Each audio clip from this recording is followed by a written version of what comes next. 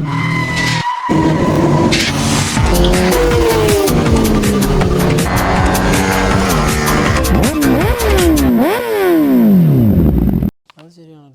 hello, welcome to Helmet Tales and Biramar. എൻ്റെ പേര് നിതിൻ.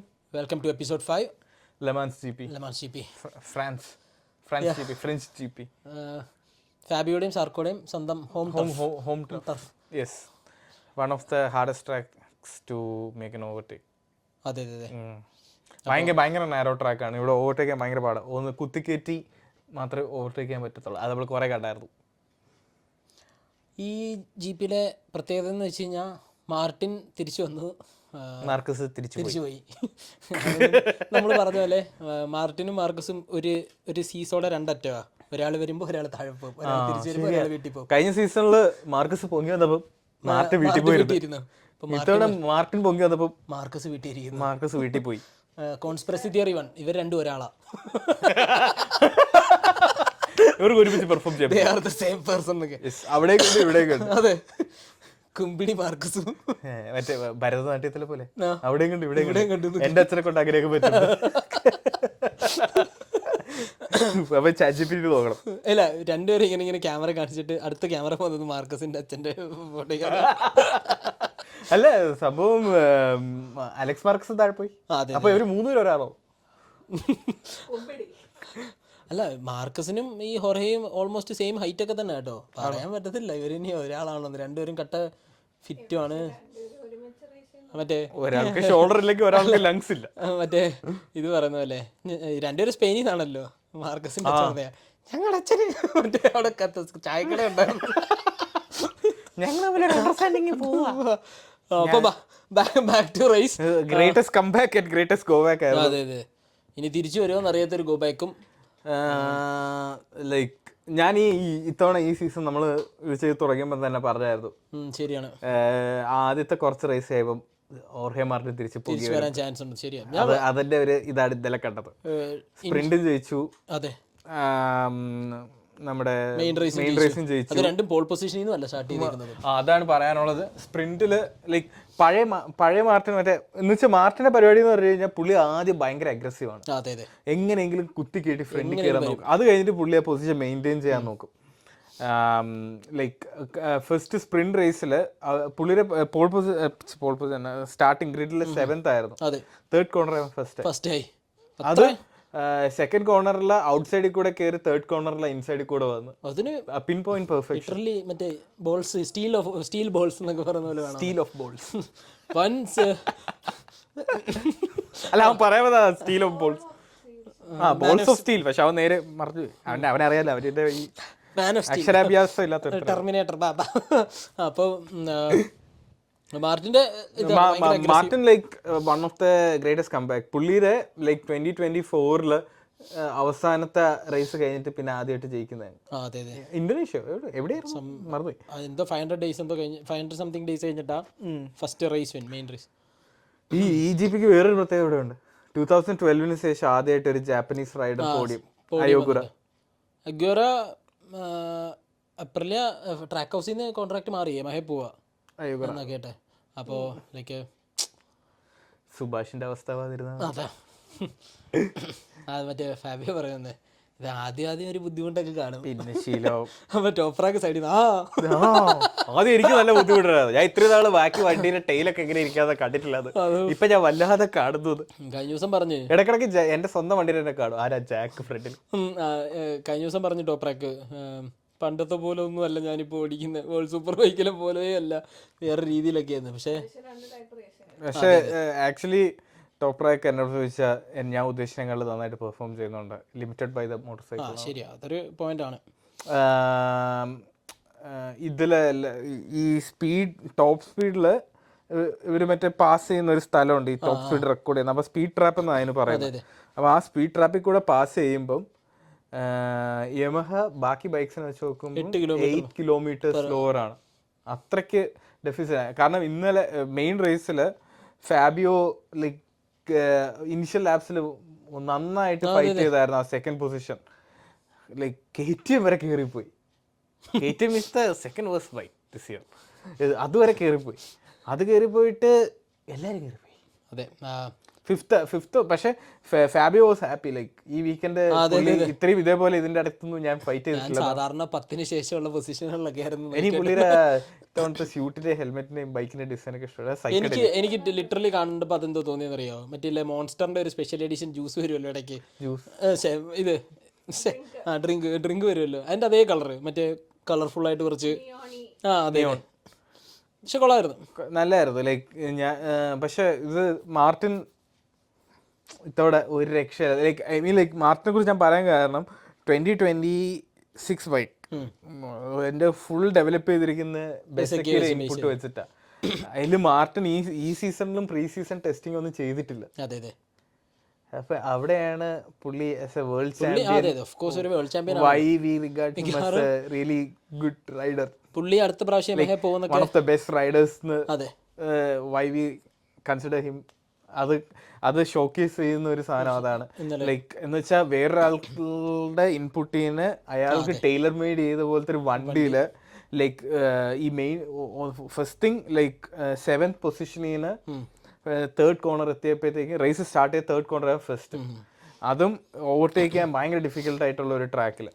അതേപോലെ തന്നെ മെയിൻ റേസിൽ ബെസക്കിനെ ഓവർടേക്ക് ചെയ്ത മൈൽസ് ബിഹൈൻഡ്, ലൈക്ക് ബെസക്കി പോലും പ്രതീക്ഷയില്ല പുള്ളി വരും എന്നറിയാം, പക്ഷെ ഇങ്ങനെ വരും പുള്ളി പ്രതീക്ഷയില്ല. അതും ബ്രേക്ക് ലൈക്ക് ലേറ്റ് ബ്രേക്ക് ചെയ്ത് ബ്രേക്ക് ഏർലി ലീവ് ചെയ്ത് കയറുമ്പോഴത്തേക്കും ലൈക്ക് നമ്മൾ വിചാരിക്കും വിൽ ഹി മേക്ക് ഇറ്റ്, പക്ഷെ ഹി മേഡ് ഇറ്റ്. അതുപോലെ തന്നെ പെഡ്രോയെ പാസ് ചെയ്തപ്പം ആ ഒരു ഓവർടേക്ക് ഭയങ്കര പ്ലാൻഡ് എന്ന് വെച്ചാൽ ഇവൻ അറിയാം പെഡ്രോ എവിടെ നിന്നായിരിക്കും അടുത്ത ത്രോട്ടിലോടുത്ത് കയറാൻ നോക്കുന്നത്, ആ ഏരിയയിൽ കറക്റ്റ് ആ പോയിന്റ് ചെയ്ത് ബ്രേക്ക് പിടിച്ച് സ്ലോ ആക്കി. അപ്പോൾ പെഡ്രോ ഓട്ടോമാറ്റിക് അതെ അപ്പൊ ആ ഒരു thought it just shows U why he is A world champion. അതെ, ഇത് കഴിഞ്ഞിട്ട് പുള്ളി ഒരു സ്റ്റേറ്റ്മെന്റ് ഇതുവരെ എനിക്ക് അറിയത്തില്ല കേട്ടോ എന്താ സംഭവം. കാരണം മാക്സിമോ ഇനിയിപ്പം പുള്ളീനെ ഈ പെർഫോമൻസ് ഒക്കെ കണ്ടിട്ട് 2 ചാമ്പ്യൻഷിപ്പ് വിൻ ചെയ്യാൻ പറ്റുന്ന റൈഡേഴ്സാണ് കയ്യിലിരിക്കുന്നത്. ആൻഡ് ലൈക്ക് ഒഫീഷ്യലി ഇതുവരെയായിട്ട് ഒന്നും വന്നില്ല. ഒഫീഷ്യലി ആയിട്ടുണ്ടെന്ന് പറയുന്നത് ഇല്ലെന്ന് പറയുന്നത് like until we see the contracts നമുക്കൊന്നും പറയാൻ പറ്റില്ല. അപ്പം ചിലപ്പം there is a possibility like Martin അവിടെ കാണുന്നു. ആൻഡ് ഈവൻ മാർട്ടിൻ തന്നെ പറഞ്ഞു ലൈക്ക് ഇന്നലെ പുള്ളി ഭയങ്കര ലൈക്ക് മെസ്സിമോ റിവോളൊക്കെ താങ്ക്സ് ഒക്കെ പറഞ്ഞായിരുന്നു like four letting him stay. And like പുള്ളി ഷിറ്റിയായിട്ട് ബിഹേവ് ചെയ്തപ്പോഴും പുള്ളിനെ വിടാതെ പിടിച്ചതിന് യമഹയിൽ പോവല്ലേ. ഈ ഒരു പെർഫോമൻസ് കഴിഞ്ഞിട്ട് യമഹയിൽ പോയി കഴിഞ്ഞാൽ വേറൊരു അത് ആലോചിച്ചൊക്കെ നമ്പർ 1 ആവും, വേറെ മാനുഫാക്ചറിൽ പോകും, നമ്പർ 2 ആവും, വേറെ പരിപാടി. ഓരോ മാനുഫാക്ചറിംഗ് മുമ്പ് നമ്പർ 1 കൊണ്ടുപോകും. പക്ഷെ ഇല്ല ഇനിയിപ്പം ഒരു ഇതാ. പക്ഷെ ആക്ച്വലി പുള്ളിക്ക് പോവാൻ ഇനി ആകെ ഒരു സ്ഥലവും ഇല്ല. ഈ യമഹയും കൂടെ ഉള്ളു. അല്ല ഹോണ്ട ഉണ്ട്. പക്ഷെ ഹോണ്ടയുടെ കാര്യത്തിലൊക്കെ ഒരു തീരുമാനമായി. 2027 മറ്റേ 850cc അവർ റോക്കറ്റാ ഉണ്ടാക്കുന്നതെന്നാണ് പറയുന്നത്. അപ്പൊ അപ്പാരന്റ്ലി അവർ പറയുന്നതെന്ന് പറഞ്ഞു കഴിഞ്ഞാൽ ഇപ്പം ബാക്കി ടീംസ് എല്ലാം ഹോണ്ട ഭയങ്കര വലിയ കോർപ്പറേഷനാണ് ബാക്കി കമ്പനീസിനെ വെച്ച് നോക്കുമ്പോൾ. കാരണം അവർക്കില്ലാത്ത സാധനമൊന്നുമില്ല. ലൈക്ക് കാസ് ഉണ്ട്, സ്റ്റിൽ സ്ലോ എന്നല്ല, അവർക്ക് നല്ല റൈഡർ ഇല്ലാത്തതിന്റെ പ്രശ്നം. ലൈക്ക് ഒരു ചാമ്പ്യൻഷിപ്പ് വിന്നിംഗ് റൈഡർ ഇല്ലാത്തതിന്റെ പ്രശ്നം. They have good Riders.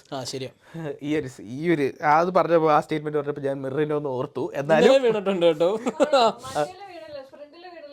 അപ്പൊ കൊമന്ററിയിൽ പറയുന്നുണ്ടായിരുന്നു ഇപ്പൊ മിറർ വീണില്ലെങ്കിലാ അതിശയം, മിറർ വീണില്ലെങ്കിലാ എനിക്ക് അതിശയം. ഹോണ്ട ഒരു പുതിയ സെറ്റപ്പ് ഉണ്ടാക്കാൻ പോകുന്ന കേട്ട് എന്ന് വെച്ചാൽ ക്രാഷ് ആവാത്ത ബൈക്കിന് സപ്പോർട്ട് വീൽ അടിച്ചു വിടാൻ പോവാ. ഏത് കോണല്ല മിററിന് സപ്പോർട്ട് വീലൊക്കെ വെച്ച് വിടുക അങ്ങനെ. അപ്പം അതായിരുന്നു അപ്രിലിയയുടെ കാര്യത്തിൽ മാർട്ടിന്റെ പറഞ്ഞത്. അപ്രിലിയ ലൈക്ക് അവർക്ക് ഡ്രീം പോഡിയമായിരുന്നു മെയിൻ റേസിൽ. പക്ഷേ ഫസ്റ്റ് സെക്കൻഡ് തേർഡ് അപ്രിലിയ. അതെ അപ്രിലിയ സോൾ. പക്ഷേ ബെസക്കി വാസന്റ് ദാറ്റ് ഹാപ്പി ഒബ്വിയസ്ലി. അത് മാത്രമല്ല ലാസ്റ്റ് ഒരു ലാപ്പോട് ഉണ്ടായിരുന്നെങ്കിൽ അഗൂറോ ബെസക്കി പാസ് ചെയ്യുമെന്നാണ് പറയുന്നത്. ബെസക്കി തിരിച്ചിങ്ങനെ വന്നപ്പോഴത്തേക്കും ഇച്ചിരി ഒന്ന് ഡൗൺ ആയിട്ടാണ് വന്നത്. ലൈക്ക് എന്ന് വെച്ചാൽ എപ്രിലിയയിൽ ആദ്യം മാർട്ടിൻ വന്നപ്പോൾ he was a number 1 rider and like Bezzecchi was a support rider. പക്ഷേ മാർട്ടിൻ താഴെ പോയി, പിന്നെ ഫുൾ മറ്റേ അവിടുത്തെ ടീം പൊളിറ്റിക്സും ലൈക്ക് മാർട്ടിൻ പോകുന്നു അതൊക്കെ കഴിഞ്ഞപ്പോഴത്തേക്കും ബെസക്കി അവിടുത്തെ ബെസ്റ്റ് റൈഡറായി.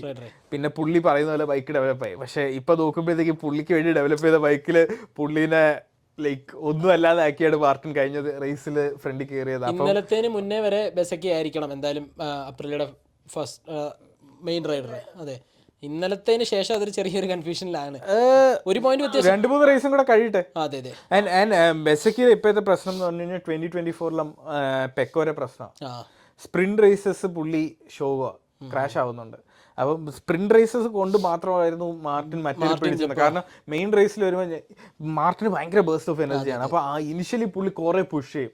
അത് കഴിഞ്ഞിട്ട് പുള്ളി ലൈക്ക് ഒന്ന് മെലോ ഡൗൺ ആവും, എന്നിട്ട് പൊസിഷൻ മെയിൻറ്റെയിൻ ചെയ്യാൻ നോക്കും, അങ്ങനെയൊക്കെ. പിന്നെ ലാസ്റ്റ് ലാപ്സിലൊക്കെയാണ് ഫൈറ്റ് ചെയ്യുന്നത്. അപ്പോൾ അതുകൊണ്ട് തന്നെ പുള്ളി ആ ഒരു കൺസിസ്റ്റൻസി പിടിച്ച് വന്നപ്പോഴത്തേക്കും പെക്കോ സ്പ്രിന്റിൽ പിടിക്കുന്നില്ല. ഇവൻ അങ്ങ് കയറി പെക്കോ ആ 2024 ചാമ്പ്യൻഷിപ്പ് കിട്ടാതിരിക്കാൻ കാരണം തന്നെ ഫുള്ള് സ്പ്രിന്റ് മോശമായതുകൊണ്ടാണ്. ഇതിലിപ്പം ആകെ മാർട്ടിൻ ചെയ്യാനുള്ളത് അവൻ്റെ ക്വാളിഫയിങ് ടൈംസ് കൂടെ ബെറ്റർ ആയി കഴിഞ്ഞാൽ ഇത്ര ഫൈറ്റ് പോലും ചെയ്യേണ്ടി വരില്ല.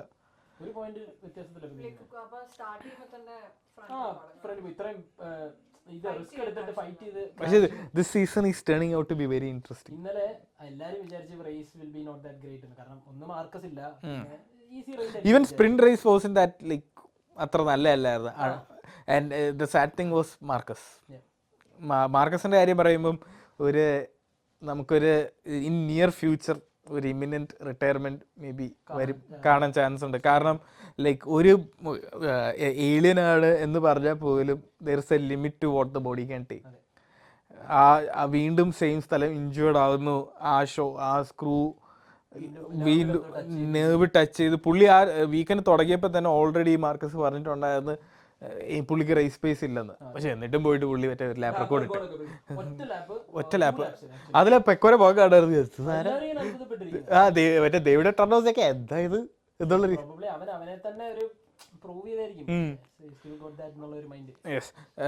പക്ഷേ like he was in sure. എന്നിട്ട് ഈവൻ സ്പ്രിന്റ് റേസിൽ പോലും പേസ് ഇല്ലായിരുന്നു. പുഷ് ചെയ്ത് ഒരു nasty high side. It was like because തല ഇങ്ങനെ ഇടിച്ചാ പോയത്. ഷോയ്ക്ക് പരസ്യം ഇറക്കാം. പക്ഷെ ബാക്കി ഡുക്കാറ്റി ബൈക്സിന്റെ എല്ലാവരും എയറോ അപ്ഡേറ്റ് ആയി, പുതിയ എയറോ വെച്ചിട്ട് വരുന്നത്. മാർക്കസിന്റെ ബൈക്കിൽ ഇപ്പോഴും സ്റ്റിൽ ഓൾഡ് ആണ്. മറ്റേ ചെറുതാണോ വലുതാണോ? ചെറുതാണ്. പുള്ളിക്ക് പുഷ് ചെയ്യാനുള്ള സ്ട്രെങ്ത് ഇല്ലാന്ന്. അപ്പൊ അത് കാരണം അവൻ പറഞ്ഞത് അവന്റെ ഹൈറ്റ് ആൻഡ് റിക്വയർമെന്റിന് വെച്ചിട്ടാണ് ഈ എയറോ സ്റ്റിക്ക് ചെയ്യുന്നത്. പക്ഷെ അതല്ല, കാരണം പുള്ളിക്ക് ആ ബൈക്ക് പുഷ് ചെയ്യാനുള്ള സ്ട്രെങ്ത് ഇല്ല ഹാൻഡിന്. അതുകൊണ്ട് അത് എനിക്ക് മനസ്സിലാക്കും അനുഭവത്തിന്റെ വെളിച്ചത്തിൽ. യെസ്, അത് ഒരു പ്രാവശ്യം ഒടിഞ്ഞപ്പം അപ്പൊ ഒന്ന് ആലോചിക്കും. അതെ,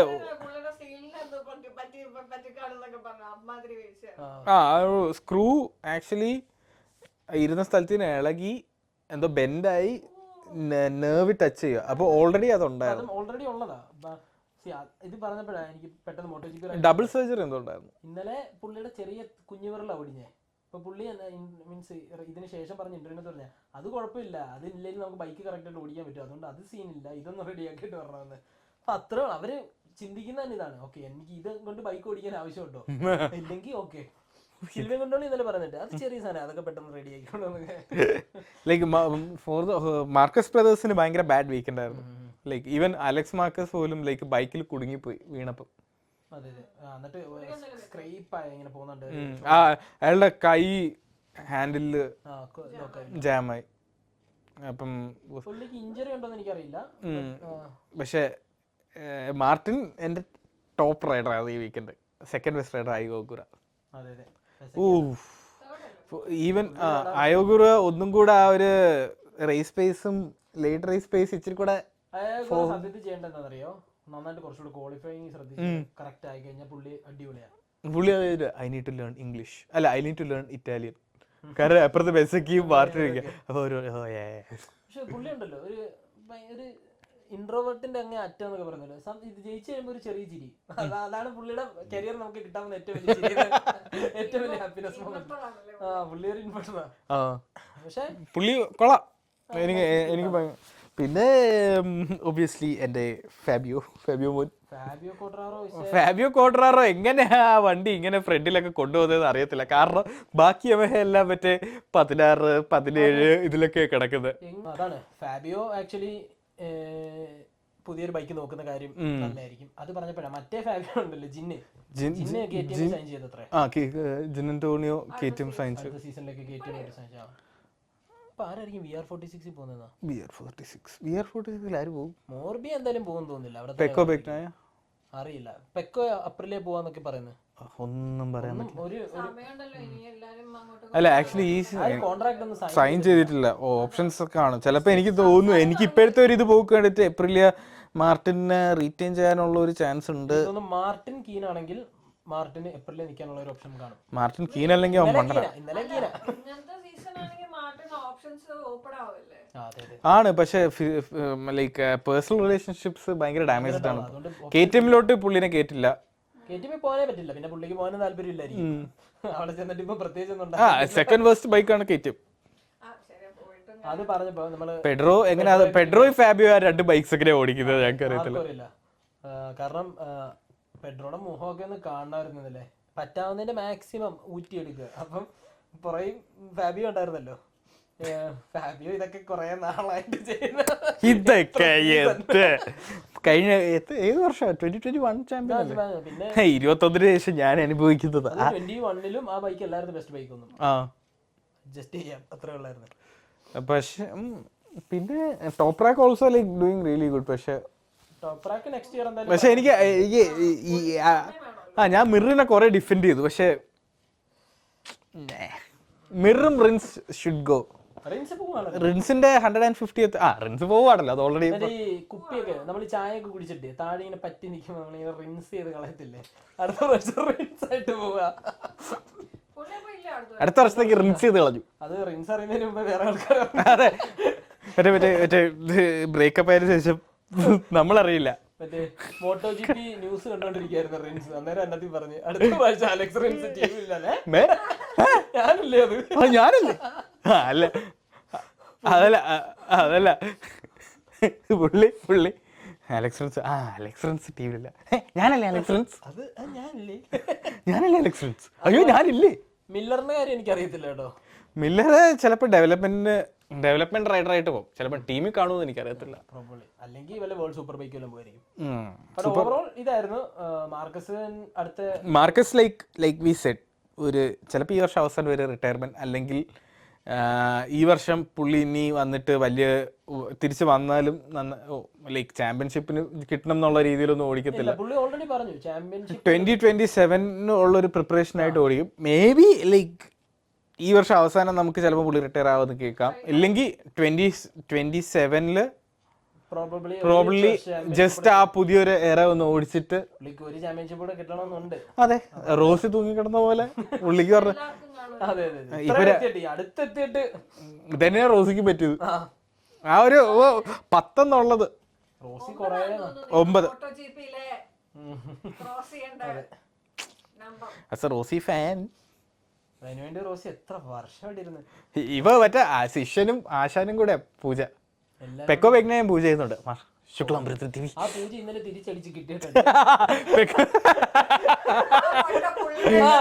അല്ല മുട്ടയ്ക്ക് ഡബിൾ പവർ ആയിരുന്നു.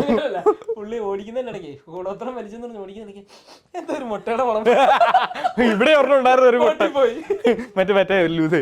എടാ നീ വിചാരിക്കണ്ടേ അവിടെ ഒരാളുള്ള ഇവിടെ ഒരാൾ കാണുന്നത്. അല്ല ആക്ച്വലി പെക്കോ ഭയങ്കര കോൺഫിഡന്റ് ആയിട്ട് ഓടിക്കുമായിരുന്നു. ലൈക്ക് നമ്മള് പഴയ പെക്കോനെ പോലെ ഓടിക്കുമായിരുന്നു. പക്ഷെ ആ ഒരു ആ ലെമൻ സർക്യൂട്ടിന്റെ ഇതെന്ന് പറഞ്ഞു കഴിഞ്ഞാൽ അത് ഓഫ് ക്യാമ്പർ കോർണറാണ്. അവൻ ഓൾമോസ്റ്റ് ഫ്ലാറ്റ് ആണ്.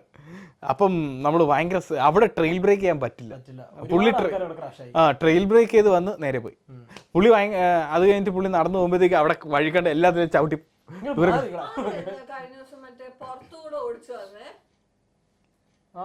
അത് കഴിഞ്ഞ സീസണില് പെഡ്രോ. അത് മാർക്കസ് യെസ്.